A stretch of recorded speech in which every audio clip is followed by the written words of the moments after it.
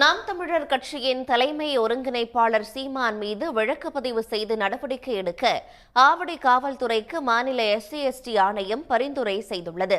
விக்கிரவாண்டி இடைத்தேர்தலின் போது நாம் தமிழர் கட்சியின் தலைமை ஒருங்கிணைப்பாளர் சீமான் குறிப்பிட்ட சமூகத்தின் பெயரை வசை சொல்லாக பயன்படுத்தியதாக பல்வேறு அமைப்பினர் புகார் தெரிவித்தனர். மேலும் ஆவடியை அடுத்த பட்டாபிராம் பகுதியைச் சேர்ந்த ஒருவர் அளித்த புகாரின் பேரில் போலீசார் வழக்கு பதிவு செய்யாததால் அந்நபர் மாநில SC/ST ஆணையத்திடம் முறையிட்டுள்ளார். இதனையடுத்து விசாரணை நடத்திய ஆணையம் சீமான் மீது வழக்கு பதிவு செய்யாதது ஏன் என்று கேள்வி எழுப்பியதோடு நாளைக்குள் வழக்கு பதிவு செய்ய வேண்டும் என்று ஆவடி காவல் ஆணையத்துக்கு பரிந்துரை செய்துள்ளது. வழக்கு பதிவு செய்து அதற்கான நிலை அறிக்கையை செப்டம்பர் 2ஆம் தேதிக்குள் மாநில SC/ST ஆணையத்துக்கு அனுப்பி வைக்க வேண்டும் என்றும் தெரிவித்துள்ளது.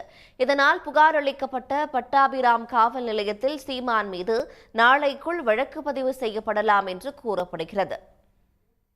இதனிடையே சீமான் தொடர்ந்து பழங்குடியின மக்களுக்கு எதிராக பேசி வருவதாக ஆதித்தமிழர் பேரவையின் மாநில தலைவர் ஜக்கையன் கண்டனம் தெரிவித்துள்ளார்.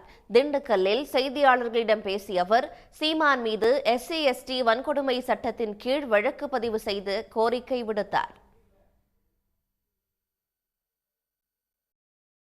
இந்த இடஒதுக்கீட்டை எதிர்த்து நாம் தமிழர் கட்சியுடைய தலைவர் திரு சீமான் அவர்கள் தொடர்ந்து ஒரு இனத்தின் மீதான வெறுப்பை கக்குகின்ற வகையில், சாதி வெறியை உருவாக்குகின்ற வகையில் சீமான் அவர்கள் தொடர்ந்து பேசிக் கொண்டிருக்கிறார். SC/ST வன்கொடுமைகள் தடுப்புச் சட்டத்தில் சீமானை கைது செய்ய வேண்டும் என நாங்கள் வலியுறுத்துகிறோம்.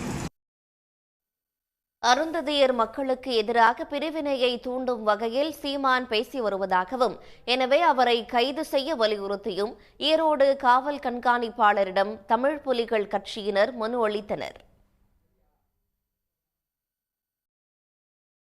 உடனுக்குடன் செய்திகளை தெரிந்து கொள்ள சன் நியூஸ் பெல் ஐகானை கிளிக் பண்ணுங்க.